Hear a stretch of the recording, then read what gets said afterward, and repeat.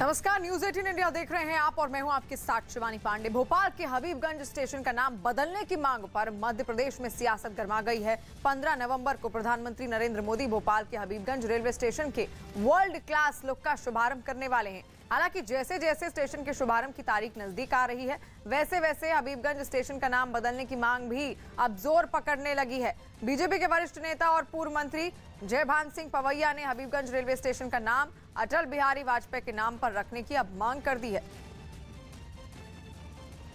वहीं बीजेपी नेता जयभान सिंह पवैया ने हबीबगंज स्टेशन का नाम पूर्व प्रधानमंत्री अटल बिहारी वाजपेयी के नाम पर रखने की मांग की, तो वहीं कांग्रेस ने नाम बदलने का विरोध किया और आरोप लगाया कि ये सरकार काम में नहीं बल्कि नाम बदलने में भरोसा करती है। एयरपोर्ट के स्तर का स्टेशन और नाम है हबीबगंज। हम नहीं जानते कि ये हबीब नाम के कौन महाशय थे। किसी पुराने नेता ने ज़रूर बताया है कि वो कोई वसूली किया करते थे लोगों से, दबंग आदमी थे, एक बस्ती अपने नाम पर बसा दी। तो मेरा आग्रह ये है रेल मंत्रालय से कि मध्य प्रदेश की माटी में पले बढ़े और जिनको मध्य प्रदेश की माटी ने देश को दिया, ऐसे भारत रत्न श्रीमान अटल बिहारी वाजपेयी जी के नाम पर इस स्थानक का नाम होना चाहिए। नहीं, ये सरकार काम करने में भरोसा नहीं करती है, नाम बदलने में भरोसा करती है। अटल बिहारी वाजपेयी इस देश के प्रधानमंत्री थे और एक अच्छे सम्मान से उनका नाम लिया जाता है, पर नाम बदल के जो संपत्तियां सरकार बेच रही है उसका हिसाब तो नहीं दे सकती। जो अराजकता देश में हो रही है उसका हिसाब तो नहीं दे सकती। आज तक इतने नाम बदल के कर क्या लिया और क्यों स्टेशनों का नाम बदलना चाहते हैं?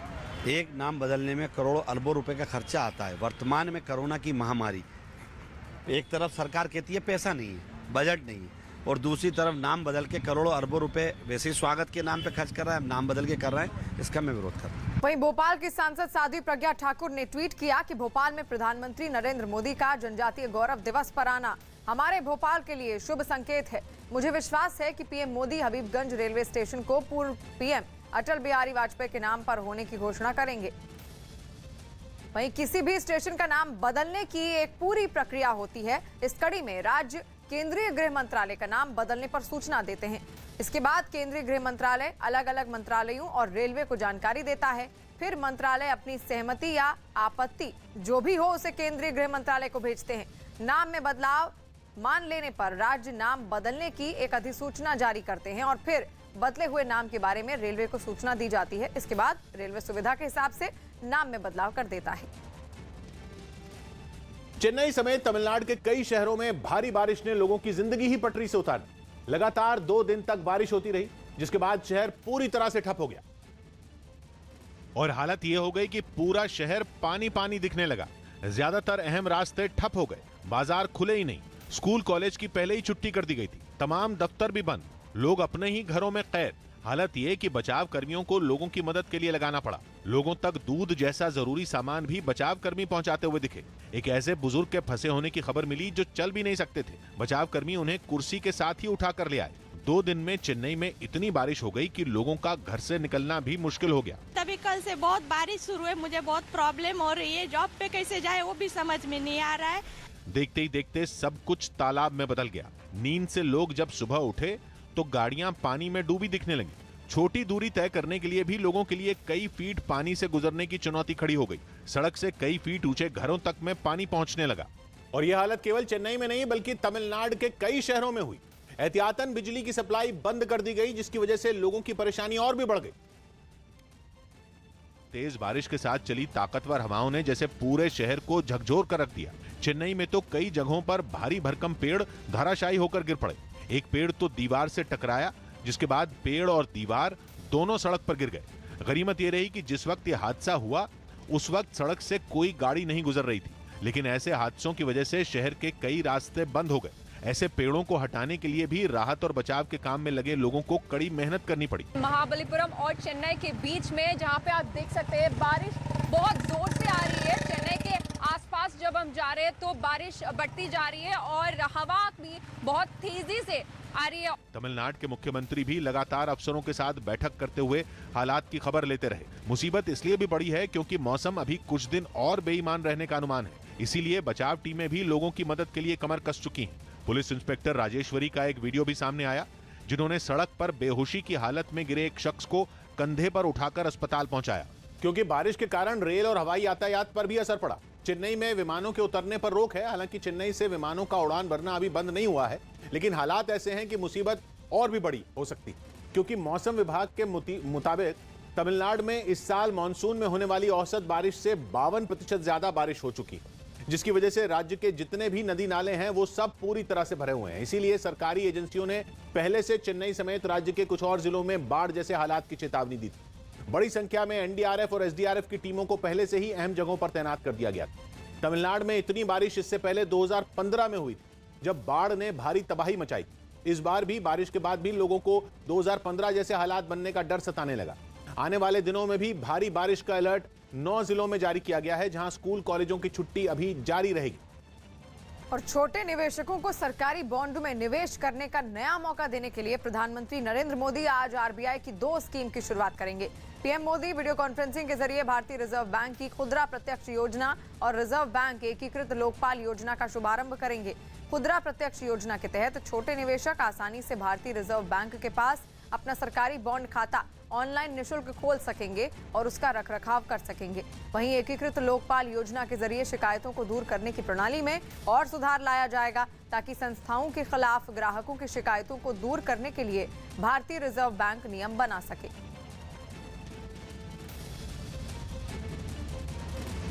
जम्मू कश्मीर के कुलगाम में एक मुठभेड़ में सुरक्षा बल ने 2 आतंकियों को मार गिराया। हालांकि उनकी पहचान नहीं हो पाई। बताया गया कि 3 आतंकियों के छिपे होने का सुराग मिलने के बाद सुरक्षा बल के जवान सर्च ऑपरेशन के लिए निकल पड़े और आतंकियों को पकड़ने के लिए एक खास इलाके की घेराबंदी शुरू कर दी। आतंकियों की तलाश में इलाके के चप्पे चप्पे पर सेना और सीआरपीएफ के जवानों को तैनात किया ही जा रहा था कि आतंकियों ने गोलीबारी शुरू कर दी। जवाबी कार्रवाई में 2 आतंकी ढेर हो गए। चूंकि आतंकी गोलीबारी की आड़ में दहशत फैलाकर भागने की ताक में थे, इसलिए एनकाउंटर के दौरान ही सुरक्षा बल के जवानों ने स्थानीय लोगों को घरों से बाहर निकालकर हिफाजत के साथ सुरक्षित ठिकानों पर पहुंचा दिया। इस दौरान बाकी आतंकियों की खोज जारी रही। पश्चिम बंगाल के मेदिनीपुर से एक हैरान करने वाला वीडियो सामने आया। वहां एक बुजुर्ग आदमी रेलवे स्टेशन पर चलती ट्रेन में चढ़ने के दौरान प्लेटफॉर्म पर गिर गया, जिसे वहां तैनात रेलवे पुलिस के एक जवान ने बचा लिया। इससे पहले वो बुजुर्ग दौड़कर ट्रेन में चढ़ने की कोशिश करता दिखा, लेकिन ट्रेन की रफ्तार के आगे उसकी ये कोशिश बेकार साबित हुई।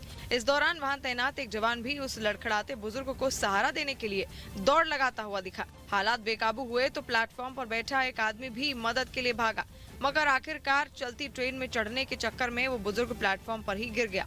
तभी रेलवे पुलिस के जवान और मदद के लिए आए उस आदमी ने तुरंत फुर्ती दिखाई और उस बुजुर्ग को ट्रेन से दूर खींच लिया। इसके बाद ट्रेन रुकी और वो बुजुर्ग अपने सफर पर निकल गया। वहीं दिल्ली के आनंद विहार इलाके से हैरान करने वाली एक तस्वीर सामने आई है। वहां कड़कड़डूमा कोर्ट के पास एक बिल्डिंग की 6ठी मंजिल में आग लग गई, जिसकी वजह से वहां अफरा तफरी का माहौल बन गया और वहां से निकलती लपटों ने सबको डरा दिया। इस पर काबू पाने के लिए दमकल विभाग की 10 से ज्यादा गाड़ियों को वहां रवाना किया गया। काफी देर तक मशक्कत करने के बाद आग पर काबू पा लिया गया। हालांकि इसके बाद भी उस जगह से काला धुआं निकलता हुआ दिखाई दिया। इंडोनेशिया से चौंकाने वाली एक तस्वीर सामने आई। वहां अवैध यौन संबंध बनाने के जुर्म में एक पुरुष और एक महिला को शरिया कानून के तहत सजा दी गई और दोनों को 17 बार जोरदार बेंत मारी गई, जिसके लिए पुलिस पहले आदमी को भीड़ के सामने लेकर आई। सजा देखने के लिए खुद शहर के डिप्टी मेयर और बड़े बड़े अधिकारी वहां मौजूद नजर आए और फिर गिनकर पूरे 17 बार उस आदमी की पीठ पर जोर से बेंत पर बेंत मारी गई।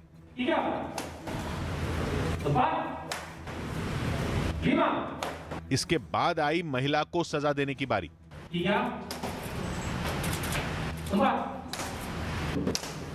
महिला और पुरुष को बेंच से मारने की सजा का डंका पीटने के लिए प्रशासन की तरफ से बाकायदा मीडिया को वहां बुलाया गया था।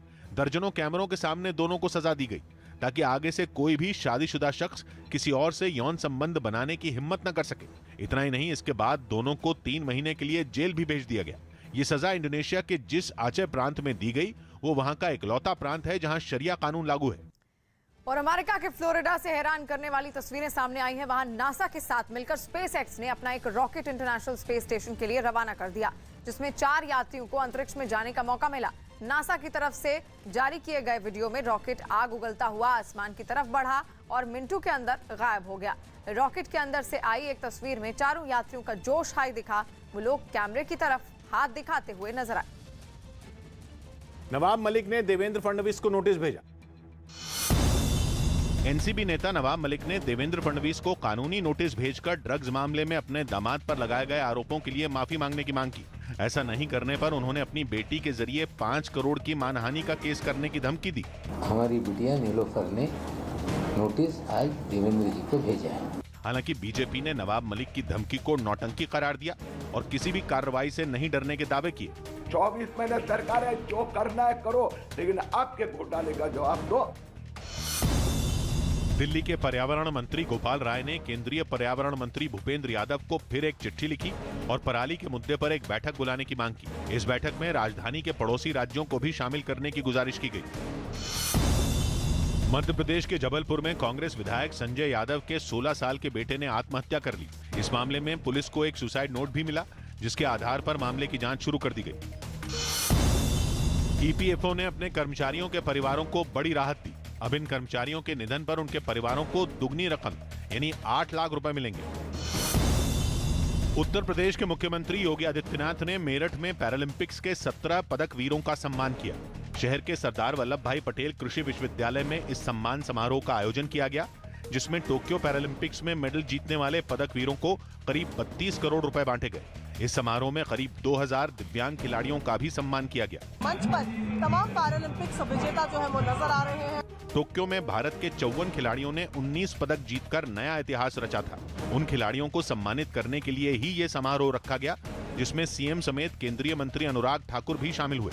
कोरोना महामारी के बावजूद टोक्यो पैरालंपिक में भारतीय खिलाड़ियों ने जो कार्य किया है, जो प्रदर्शन किया है, वो अब तक का सबसे बेहतरीन प्रदर्शन है। यूपी के कानपुर से एक चौंकाने वाला वीडियो सामने आया। वहां बाइक सवार 2 बदमाशों ने एक महिला के गले से दिन दहाड़े चेन छीन ली। ये बदमाश उस महिला के इंतजार में वहां पहले से ही घात लगाकर बैठे हुए थे और मौका मिलते ही वो चेन छीन कर फरार हो गए। इस घटना का एक सीसीटीवी वीडियो भी सामने आया है, जिसमें बाइक पर आए ये चोर सड़क किनारे खड़े हुए दिखे। तभी उन्हें सामने से 3 महिलाएं आती हुई दिखी, मगर जैसे ही वो महिलाएं उनके पास पहुंची, बाइक पर पीछे बैठे चोर ने एक महिला की चेन खींच ली। महिलाएं कुछ समझ पाती इससे पहले ही वो दोनों चोर हवा हो गए। लिएंडर पेस ने टीएमसी के लिए प्रचार शुरू कर दिया। लिएंडर पेस ने गोवा में ममता बनर्जी की पार्टी टीएमसी के लिए प्रचार अभियान शुरू कर दिया। वो हाल ही में टीएमसी में शामिल हुए थे। गोवा में अगले साल विधानसभा चुनाव होने हैं। केंद्रीय स्वास्थ्य मंत्री मनसुख मांडविया ने कोरोना संकट पर राज्यों के साथ एक बैठक की, जिसमें उन्होंने वैक्सीनेशन बढ़ने के बावजूद अब भी सावधानी बरतने की सलाह दी। इसके लिए उन्होंने रूस और चीन जैसे कई देशों का उदाहरण दिया, जहां कोरोना के मामले लगातार बढ़ रहे हैं। यूपी के प्रयागराज में विशेष अदालत ने आनंद गिरी की जमानत याचिका खारिज कर दी। अखिल भारतीय अखाड़ा परिषद के अध्यक्ष रहे नरेंद्र गिरी की संदिग्ध हालात में हुई मौत के मामले में आनंद गिरी को मुख्य आरोपी बनाया गया है। राजस्थान में मंत्रिमंडल विस्तार को लेकर मुख्यमंत्री अशोक गहलोत और सचिन पायलट फिर आमने सामने हो गए। गहलोत दिल्ली में पार्टी अध्यक्ष सोनिया गांधी से मुलाकात करने पहुंचे तो पायलट ने जयपुर से ही अपनी मांग दोहरा डाली। राजनीतिक नियुक्तियां हो या भागीदारी की बात हो, इतने सारे वर्कर्स को लगना चाहिए कि सरकार में हमारी भागीदारी है। हालांकि सीएम गहलोत ने इस मुद्दे पर कुछ भी साफ साफ कहने से इनकार कर दिया। हम तो जब कभी मिलते हैं तो चर्चा होती रहती है, पहले भी होती रही है, पर मैं आप सबसे आग्रह करूंगा थोड़ा सब्र रखें आप। और यूपी विधानसभा चुनाव से पहले योगी सरकार प्रदेश के नागरिकों को पूर्वांचल एक्सप्रेसवे के रूप में तोहफा देने जा रही है। यूपी के मुख्यमंत्री योगी आदित्यनाथ आज पूर्वांचल एक्सप्रेसवे का जायजा लेंगे। तय कार्यक्रम के मुताबिक सीएम योगी दोपहर 2 बजे के आसपास पूर्वांचल एक्सप्रेसवे सुल्तानपुर पहुंचेंगे और तैयारियों का जायजा लेंगे। प्रधानमंत्री नरेंद्र मोदी 16 तारीख को पूर्वांचल एक्सप्रेसवे का उद्घाटन करेंगे। इसके बाद इसे आम जनता के लिए आधिकारिक रूप से खोल दिया जाएगा। उससे पहले मुख्यमंत्री योगी आदित्यनाथ पूर्वांचल एक्सप्रेसवे का जायजा लेने के लिए सुल्तानपुर पहुंचेंगे। पूर्वांचल एक्सप्रेसवे को इस तरीके से बनाया गया है कि फाइटर प्लेन्स इमरजेंसी लैंडिंग कर पाएं।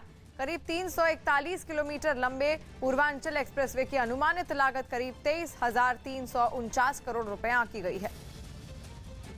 16 नवंबर को देश की जनता के लिए पूर्वांचल एक्सप्रेसवे समर्पित कर दिया जाएगा। इसको लेकर के तैयारियां भी बृहद स्तर पर की जा रही हैं। ये वो एयर स्ट्रिप है जो काफ़ी चर्चा का विषय बनी हुई है।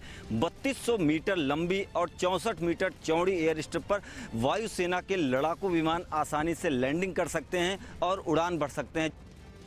वहीं हैदराबाद पुलिस को बड़ी सफलता हाथ लगी है। पुलिस और डीआरआई ने मिलकर 14 किलो से ज्यादा ड्रग्स बरामद किए, जिसकी कीमत 5.5 करोड़ रुपए बताई जा रही है। ये ड्रग्स फोटो फ्रेम के बीच छिपाकर ले जाए जा रहे थे। बेगमपेट इलाके में एक इंटरनेशनल कुरियर एजेंसी के कार्यालय में छापा मारा गया। जब ऑस्ट्रेलिया भेजे जा रहे 2 पार्सल बॉक्स की तलाशी ली गई तो उसमें 2 फोटो फ्रेम रखे हुए थे। इन्हीं फोटो फ्रेम में ड्रग्स छिपाकर लाई गई थी। सूरत की पॉक्सो कोर्ट ने 4 साल की बच्ची का रेप करने वाले आरोपी को उम्र कैद की सजा सुनाई है। अदालत ने सिर्फ 5 दिनों में मुकदमा पूरा किया और आरोपी को आजीवन कारावास की सजा सुनवाई।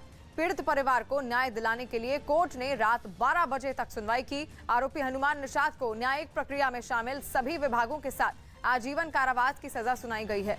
12 अक्टूबर 2021 को मासूम के दुष्कर्म का मामला सामने आया था, जिसके बाद 13 अक्टूबर को आरोपी की गिरफ्तारी हुई और रिमांड के बाद 9 दिन के भीतर चार्जशीट दायर की गई और फिर ट्रायल के 5वें दिन सजा का ऐलान हुआ। गुजरात के तापी जिले से एक हैरान करने वाला वीडियो सामने आया। वहां सोनगढ़ के पास मौजूद टोल नाके पर एक बेकाबू बस ने कहर बरपा दिया, जिसके सीसीटीवी वीडियो ने लोगों के अंदर खौफ पैदा कर दिया। इसमें एक बस तेज रफ्तार से टोल नाके की तरफ आती दिखाई दी। ब्रेक लगाने की कोशिश में उसका संतुलन बिगड़ा और वो टोल प्लाजा पर बने सीमेंट के पोल से जा टकराई। रफ्तार से भागती बस जिस जगह पर जाकर टकराई वो दरअसल एक कैबिन था, जिसमें एक महिला टोल कर्मी मौजूद थी। वीडियो में दिखा कि अपनी तरफ बस को आता देख उसने भागने की कोशिश की, लेकिन वो हादसे का शिकार हो गई। बस टक्कर खाने के बाद जैसे ही रुकी, उससे कई यात्री उतरते दिखाई दिए। इस हादसे में बस में सवार 15 लोगों को चोट आई। दूसरी तरफ महिला टोल कर्मी को फौरन अस्पताल में भर्ती कराया गया। गनीमत की बात यह रही कि इसमें किसी को जान का नुकसान नहीं हुआ। वहीं अफ्रीकी देश सेनेगल की राजधानी डाकार में सरकार विरोधी प्रदर्शन हिंसक हो गए और ऐसा तब हुआ जब 3 बड़ी हस्तियों को पुलिस ने एक दिन पहले गिरफ्तार कर लिया था। इस पर विपक्ष के कुछ समर्थक भड़क गए और उन्होंने वहां के राष्ट्रपति पर लोकतंत्र पर हमला करने का आरोप लगाया। वो सड़कों पर उतर आए और उन्होंने पुलिस पर पत्थरबाजी शुरू कर दी, जिसका जवाब देने के लिए पुलिस ने भी उन पर आंसू गैस के गोले दागे। गुस्साए लोगों ने सड़कों पर जगह जगह टायर रखकर उनमें आग लगा दी और ऐसे में रास्ते को साफ करने के लिए वहां मुस्तैद पुलिस वालों ने भी अपनी पूरी ताकत झोंक दी। बताया गया कि जिन लोगों को गिरफ्तार किया गया है उनमें एक वहां 2024 में होने वाले राष्ट्रपति चुनाव में राष्ट्रपति पद का उम्मीदवार है। पुलिस ने तीनों लोगों को शाम होते होते छोड़ दिया था, लेकिन तब तक सरकार विरोधी ये प्रदर्शन हिंसक रूप ले चुका था। वहीं तेलंगाना में बीजेपी किसान मोर्चा ने अब तक एक धान खरीद की शुरू नहीं होने का आरोप लगाया और राजन्ना, सिरसिल्ला समेत कई जिलों में प्रदर्शन भी किया। इन प्रदर्शनकारियों ने टीआरएस सरकार पर किसानों की अनदेखी करने का आरोप लगाया है और सड़कों पर उतरकर जोरदार प्रदर्शन किया। हाथों में झंडे और बैनर लिए ये प्रदर्शनकारी डीएम दफ्तर का घेराव करने पहुंचे।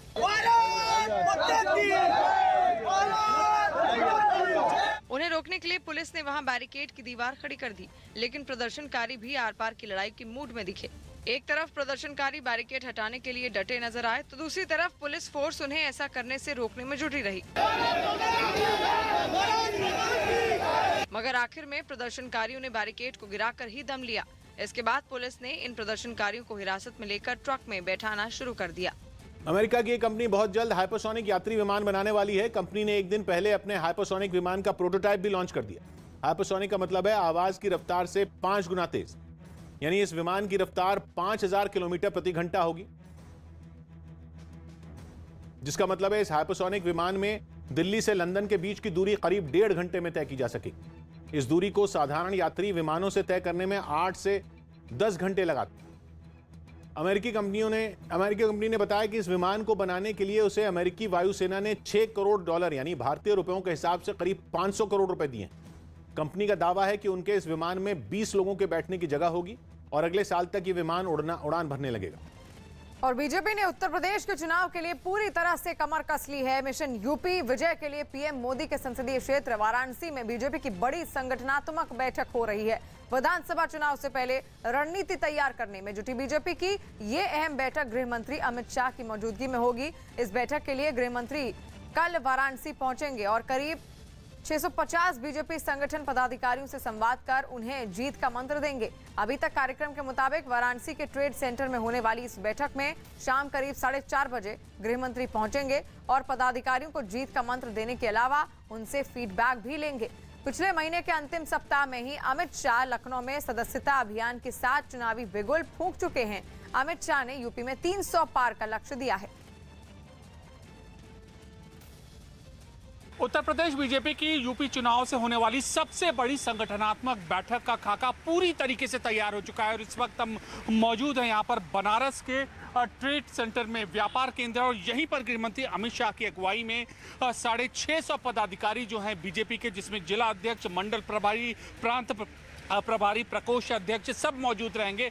यहाँ पर बैठक होगी और करीब 2-3 घंटे तक बैठक होगी, जिसमें गृह मंत्री अमित शाह मंत्र देंगे, जीत का मंत्र देंगे, संगठन की बारीकियों के बारे में बताएंगे, अपने अनुभव साझा करेंगे और किस तरीके से विरोधियों के हमले का चुनाव के दौरान जवाब दिया जाए, कुल यह रणनीति के बारे में कार्यकर्ताओं के साथ संवाद करेंगे। और यही उम्मीद कर रहा है बीजेपी संगठन की इस बैठक के बाद जो कार्यकर्ता हैं वो नए जोश, नए उत्साह के साथ सामने आएंगे। इसमें पूरे उत्तर प्रदेश के हमारे 403 विधानसभा के विधानसभा प्रभारी, जिले के समस्त, उत्तर प्रदेश के समस्त जिला के अध्यक्ष और जिले के प्रभारी, ये अपेक्षित श्रेणी की बैठक में हम सबको आगामी कार्य योजना के संदर्भ में हम सबका मार्गदर्शन करेंगे। हम सबको किस तरह से रण की नीति तैयार करनी है उस विषय में हम सबको संवाद करेंगे। राष्ट्रीय चुनाव में जो राष्ट्रीय महामंत्री के नाते, उत्तर प्रदेश के प्रभारी के नाते 2014 में जो उन्होंने परिश्रम किया और पुनः पार्टी को जो वहाँ पे चरम पे ले गए, ये आज तक का एक इतिहास है कि लगभग 80 में 74 या 76 सीट हम जीते और वो लगभग उसी क्रम में हम बरकरार हैं अभी तक। तो उत्तर प्रदेश का चप्पा चप्पा से वाकिफ हैं गृह मंत्री जी। तो संगठन का जो चुनाव की तैयारी है उसकी समीक्षा वो करना उनका लाजमी है और इस दृष्टिकोण से ये उनकी दूसरी अहम बैठक है। और यूरोपीय देश जॉर्जिया की राजधानी टिब्लिसी से हैरान करने वाली तस्वीरें सामने आई। वहां कई लोग पूर्व राष्ट्रपति की रिहाई की मांग करते हुए सड़कों पर उतर आए और उनकी झड़प पुलिस वालों से भी हो गई। बताया गया कि जॉर्जिया के पूर्व राष्ट्रपति जेल में कैद हैं और 1 अक्टूबर से अनशन पर बैठे हुए हैं, जिन्हें आजाद कराने के लिए ये लोग राजधानी के जिला कोर्ट के सामने प्रदर्शन करने इकट्ठा हुए। प्रदर्शनकारियों की तादाद को देखते हुए वहां पुलिस की एक बड़ी टीम तैनात की गई ताकि हालात पर काबू पाया जा सके। और महाराष्ट्र में वक्फ बोर्ड जमीन घोटाले मामले में ईडी ने छापेमारी की। ये विभाग महाराष्ट्र के मंत्री नवाब मलिक के हिस्से में आता है और उसमें हुए जमीन घोटाले की जांच के लिए ईडी ने मुंबई और पुणे समेत 7 जगहों पर छापेमारी की। खबर है कि वक्फ बोर्ड जमीन घोटाला करीब 8 करोड़ का है और इन पैसों को फर्जी ट्रस्ट में ट्रांसफर करने का भी आरोप लगा है। इस मामले में पुणे की पुलिस ने केस दर्ज किया था, जिसे ईडी ने टेक ओवर किया है और जगह जगह छापे भी मारे। ये विभाग नवाब मलिक के अधीन है, इसलिए नवाब मलिक से भी सवाल पूछे गए, जिसका उन्होंने बेबाकी से जवाब दिया।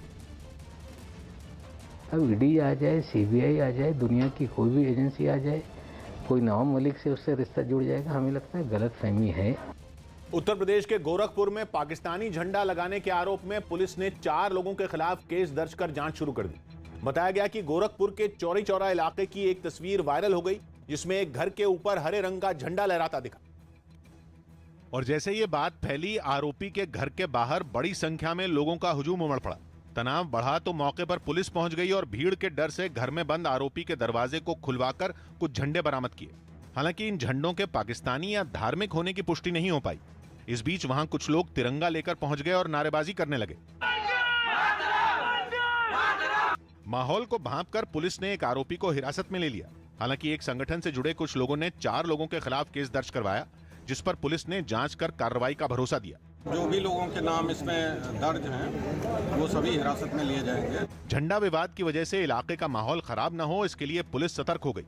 लेकिन आरोपी के घर के बाहर जमा भीड़ पर वहां मौजूद एक गाड़ी को नुकसान पहुंचाने का आरोप लग ही गया। और बड़ी खबर मुंबई से आ रही है। मुंबई के कुर्ला इलाके में कबाड़ गोदाम वाले इलाके में भीषण आग लग गई। बताया गया कि ये आग रात के वक्त लगी और जो तेजी से फैलती चली गई। इसने वहां बने 10 से 15 गोदामों को अपनी चपेट में ले लिया। कबाड़ के इन गोदामों से निकलती आग की लपटें ऊपर तक उठती हुई दिखाई दी। आग लगने की खबर मिलने के बाद दमकल की गाड़ियां तुरंत मौके पर पहुंची, जिसके बाद कई घंटों की मशक्कत के बाद इस आग पर काबू पाया जा सका। हालांकि अभी ये पता नहीं चल पाया है कि इस आग से कितना नुकसान हुआ। अब ये पीछे साइड से कहां से आग लगाए तो किसी को मालूम नहीं है। उसके बाद ये शायद 12, साढ़े 12 या 1:30 बजे के आसपास लगी है आग। उसके बाद ही कुछ कॉल किए होंगे, पुलिस को कॉल किए होंगे या समझ लो फायर ब्रिगेड को कॉल किए होंगे। उसके बाद ये लोग आए हैं तो उसके बाद कंट्रोल अभी जाके जो समझो कंट्रोल हुआ है। और समझो ये प्लास्टिक का है, स्क्रैप लाइन है ही है तो प्लास्टिक और लोहा या जो भी कुछ रहता है और तो कुछ यहाँ रहता है।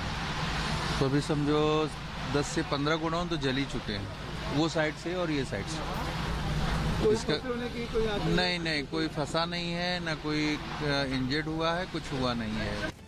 अंडरवर्ल्ड सरगना दाऊद इब्राहिम के करीबी ड्रग्स कारोबारी कैलाश राजपूत के गुर्गे की छापेमारी के दौरान पुलिस को चकमा देने के चक्कर में जान ही चली गई। बताया गया कि विदेश से ड्रग्स का धंधा करने वाले कैलाश राजपूत के एक सहयोगी डेविड की दिल्ली पुलिस को तलाश थी, क्योंकि डेविड पर कैलाश राजपूत के ड्रग्स का कारोबार मुंबई समेत देश के कई हिस्सों में संभालने का आरोप था। यही नहीं, उस पर दुबई के अलावा दूसरे देशों से भी कुरियर के जरिए ड्रग्स की खरीद बिक्री का आरोप था। लेकिन 2 दिन पहले जैसे ही दिल्ली पुलिस मुंबई के मलाड में उसके फ्लैट पर पहुंची, उसने पुलिस को चकमा देने के लिए हेलमेट पहनकर रस्सी के सहारे बिल्डिंग से उतरने की कोशिश की और इसी कोशिश में वो जमीन पर गिर गया, जिससे उसकी मौत हो गई। दिल्ली पुलिस को 1 लाख के इनामी ड्रग्स कारोबारी की गिरफ्तारी से डी कंपनी के कई राज मिलने की उम्मीद थी। सीरिया के इदलिब प्रांत के उत्तर में रूस ने एयर स्ट्राइक कर दी, जिसमें 5 लोगों की मौत हो गई है। मरने वालों में बच्चे भी शामिल हैं। रूस का हमला इतना खतरनाक था कि जो तस्वीरें सामने आई उनमें मीलों दूर से ही धमाका होता हुआ नजर आया। कैमरा जब पास गया धमाके की रोंगटे खड़े कर देने वाली कुछ तस्वीरें देखने को मिली। वहां धुएं का ऐसा विशाल गुबार उठा मानो सदियों से शांत किसी ज्वालामुखी में विस्फोट हो गया हो। हादसे की वजह से इलाके में चीख पुकार मच गई और राहत कर्मी मलबे में लोगों की तलाश में जुटे नजर आए। त्योहारों के बीतने और ठंड के दस्तक देने के साथ ही दिल्ली की हवा में जहर घुल गया। दिवाली के बाद से दिल्ली की हवा ऐसी जहरीली हुई कि लोगों पर सांस का संकट मंडराने लगा। इसके लिए त्योहारों पर हुई आतिशबाजी और पराली जलाने की घटनाओं को जिम्मेदार माना जा रहा है। राजधानी के ज्यादातर इलाकों में AQI 400 के पार चला गया और ऐसा स्मॉग छाया कि दिन में ही गाड़ियों की हेडलाइट जल गई। दिल्ली में धुंध का आलम यह है कि राजघाट और राष्ट्रपति भवन ठीक से नजर तक नहीं आए। यही हाल आनंद विहार इलाके का भी रहा। वहां तो सबसे ज्यादा AQI 455 रिकॉर्ड किया गया, जिसके बाद पूर्वी दिल्ली नगर निगम के कर्मचारी आनंद विहार की सड़कों पर पानी के टैंकरों की मदद से छिड़काव करते नजर आए, ताकि धूल के बेहद महीन कणों को उड़ने से रोका जा सके। इसके अलावा इस काम के लिए एंटी स्मॉग गन का भी इस्तेमाल किया गया। देखिए, लगातार इस तरीके से MCD ने कई सारी गाड़ियां लगा रखी हैं जो कि पानी का छिड़काव कर रही हैं। दिल्ली में स्मॉग से लोग परेशान हैं। ऐसे में जो लोग घर से निकले वो जहरीली हवा से जूझते रहे। इनहेल कर रहे हैं जब हम तो खराश आ रही है, थोड़ा आंखों में जलन भी हो रहा है। इंडिया गेट के आसपास इतनी गहरी धुंध छाई कि दूर तक देखना भी मुश्किल हो गया।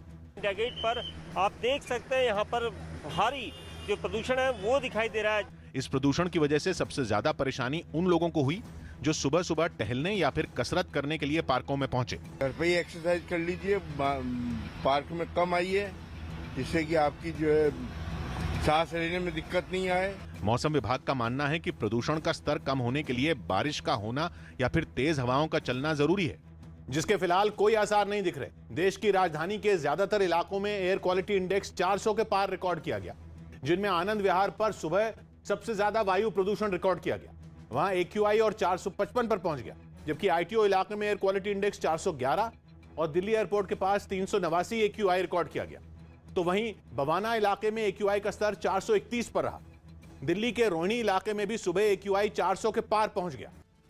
वहीं राजस्थान की सरदार शहर सीट से कांग्रेस विधायक भंवर लाल शर्मा ने उनके मंत्री बनने के सवाल पर विवादास्पद बयान दे दिया। उनका ये बयान तब सामने आया जब राज्य में मंत्रिमंडल विस्तार की अटकलें हैं। भंवर लाल शर्मा पहले सचिन पायलट के खेमे में थे और बाद में वो पाला बदलकर अशोक गहलोत के साथ हो गए।